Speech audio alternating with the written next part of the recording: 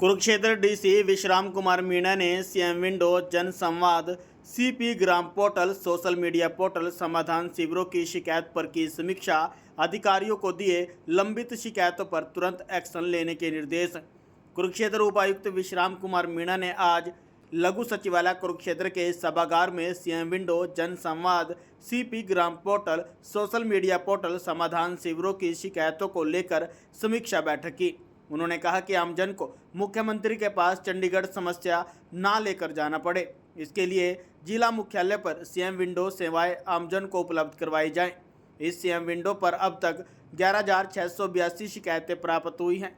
इनमें से 190 शिकायतों पर कार्य किया जा रहा है और 11,344 शिकायतों का समाधान किया जा चुका है। इस जिले को सीएम विंडो शिकायतों के निपटान करने के मामले में प्रदेश में टॉप रैंक में लाने के लिए और मेहनत करनी होगी। इस लक्ष्य को अधिकारी 15 सितंबर तक पूरा करना सुनिश्चित करें। इनिशिएटिव हमने कल ही वो ले लिए। एक तो डीसी ऑफिस में जो वर्किंग होगी वो ई ऑफिस के माध्यम से होगी, तो कल ही ब्रांच को बैठक करके उनको निर्देश दिए हैं। उनकी मंडे ट्रेनिंग बुलाई है और ट्रेनिंग करा के, चूँकि पहले भी ऑफिस जो है कार्य करे हैं लेकिन वो बंद हो गए थे और अधिकारियों ने उसको लगातार इस्तेमाल नहीं किया था। तो नूह में भी मेरी वरीयता थी। नूह में हमारा डीसी ऑफिस की जो खुद डीसी ऑफिस वो थे वो 100% डाक जो है वो ये ऑफिस पे थी और फाइलें, कुछ फाइलें जो पुरानी बड़ी फाइलें थी जिसमें टाइम लग रहा था, उसके अलावा बाकी 100% जो फाइलें वो ई ऑफिस के माध्यम से थी, जिसमें कभी भी कहीं भी समय रहते फाइलों का निस्तारण उसमें किया जा सकता है।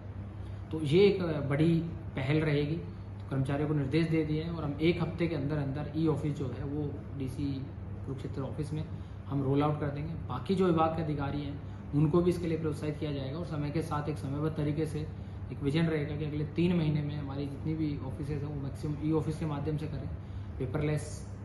जो अधिकारी कर्मचारी की जो आप बात कर रहे हैं कि सीट पे नहीं है, बाकी नहीं है, तो वो स्पष्ट निर्देश है कि 9 से 5 जो सरकार कोई बैठक नहीं है, कुछ और बात नहीं है, तो आप बिना स्वीकृति अगर सीट पे पाए गए तो कार्रवाई होगी। और हम अगले 1 महीने में बायोमेट्रिक अटेंडेंस जो है डीसी ऑफिस में, जो डीसी ऑफिस के कर्मचारी हैं तहसील और एसडीएम लेवल पे, तो हम उसकी बायोमेट्रिक अटेंडेंस जो है वो शुरू करेंगे और ताकि कर्मचारी बायोमेट्रिक अटेंडेंस और किसी का अगर बायोमेट्रिक में उपस्थिति नहीं पाई जाती है बिना अप्रूवल के, तो फिर उसकी सैलरी कट होती है, अनुशासनात्मक कार्रवाई वो सारी भी होगी। तो 1 महीने का एक प्लान है कि हम बायोमेट्रिक अटेंडेंस और ई ऑफिस को रोल आउट पहले डीसी ऑफिस के लिए करेंगे, फिर बाकी विभागों को इसमें लिया जाएगा। तो ये एक कार्य चर्चा है। बाकी मेरी सभी से, आमजन से भी मेरी अपील है आप लोगों के माध्यम से कि जो कोई बात है, कोई भी विषय है, कई बार फ़ोन कोई अधिकारी नहीं उठा पाता है, कहीं बैठक में होगा तो अधिकारी भी उसको कॉल बैक करेंगे। कोई अगर नागरिक का फिर भी है तो मैंने जैसे कहा है कि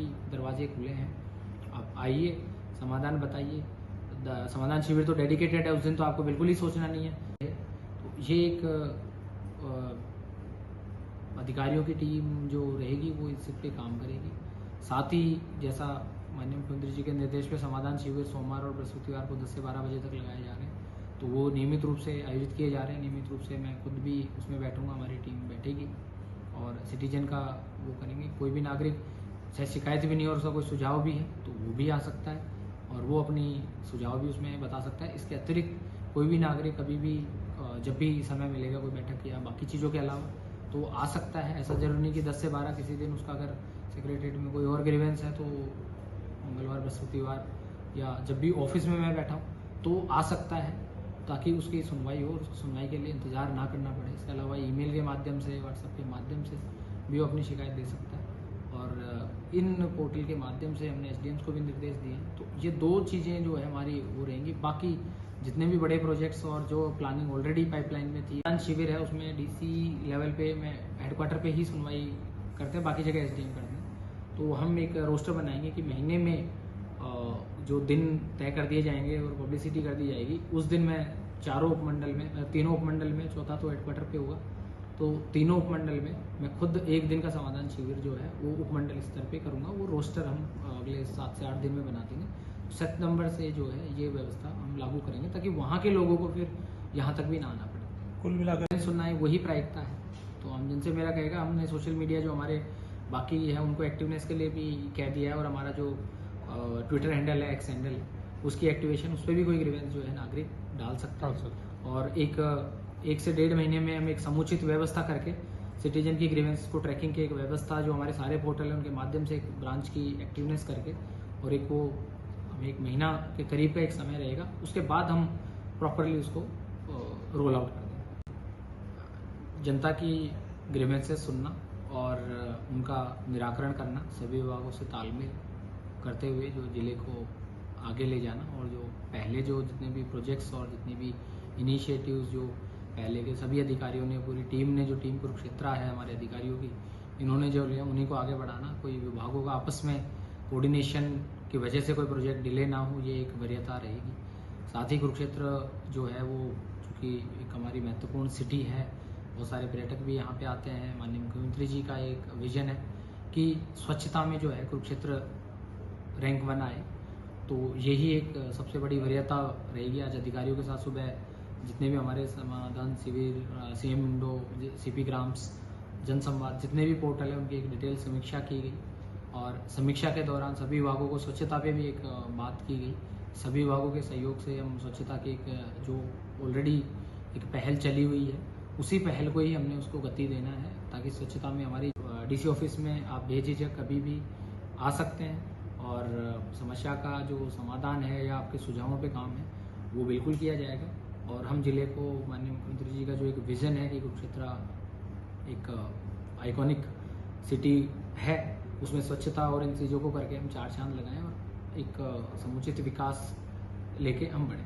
साथ ही एक और पहल हम वो बहुत अच्छा करें, स्वच्छ सर्वेक्षण के जो मानक हैं उसके हिसाब से काम अपनी कार्यरेखा बनाएं। आज भी हमने डीएमसी और हमारे सारे सेक्रेटरीज को एक और सुबह की बैठक के बाद अभी आफ्टरनून में भी एक और बैठक के लिए बुलाया हुआ है, ताकि इसकी एक रूपरेखा बने, और रूपरेखा पे हम अगले हफ्ते से जो है वो कार्य शुरू करने का प्लान करेंगे। तो ये वरीयता रहेगी। साथ ही जो पोर्टल्स के रिव्यू करें उसमें भी माननीय मुख्यमंत्री जी का स्पष्ट निर्देश सभी जिलों में है, और वही हमारे लिए भी लागू होता है कि आम जन की सुनवाई वरीयता है। निराकरण अगर नहीं हो सकता, लेकिन आम नागरिक की संतुष्टि जरूरी है, उसको बताया जाए कि भी आपका इस वजह से निराकरण नहीं हो रहा, उसको गाइड किया जाए, तो ये एक वरीयता रहेगी। हमारे जैसे समाधान शिविर में जो है 358 कंप्लेंट्स जो है वो आज सुबह पेंडिंग थी, तो सभी विभागों को हिदायत दी है कि 1 हफ्ते में वो अपना रिजोल्यूशन और एटीआर अपलोड करें। साथ ही सीएम विंडो में हमारा जो स्कोर है वो 72 का स्कोर है, 7वीं रैंक हमारी, तो उसमें भी हमने लक्ष्य रखा है कि अगले 15 दिन में हम उसमें 80 से ऊपर का स्कोर और टॉप 3 में उसमें हम आएँ, और आगे फिर ये परफॉर्मेंस जो है वो शहर के लिए हम कर सकते हैं, सारे शहरों के लिए। और हमारे जितने भी गांव है, जैसे कल जल भराव की स्थिति देखी तो उसमें गांव वालों की यही मांग थी कि परमानेंट जो समाधान की तरफ बात की जाए, तो लगातार प्रयास हम फ्लड कंट्रोल के करते हैं, पर परमानेंट समाधान के जो मेजर्स हैं उसकी भी एक ड्रोन से सर्वे करा के और एक सर्वे ऑफ इंडिया से डाटा लेके, और हमारे एसडीएम पीओ को हमने इसमें एक जिम्मेदारी बताई है, उसको 1-2 दिन में वो अपना प्लान कर रहे हैं। फिर वो मेरे को मंडे ट्यूसडे एक प्लान प्रस्तुत करेंगे, और फिर हम उसके हिसाब से आगे करेंगे, ताकि अगले 2 से 3 साल में हम शॉर्ट टर्म भी लेके चलेंगे, उसमें 6 महीने का विजन लेके चलेंगे, 12 महीने का विजन लेके चलेंगे, ताकि वो जो चीज़ है उस पर वो काम करें और उस काम से हमें राहत मिले, और किसानों को बार बार जो दिक्कत होती है, आबादी को नुकसान होता है, हमारे रोड्स को नुकसान होता है, वो नुकसान ना हो। तो ये भी एक प्रायिकता हमारी रहेगी।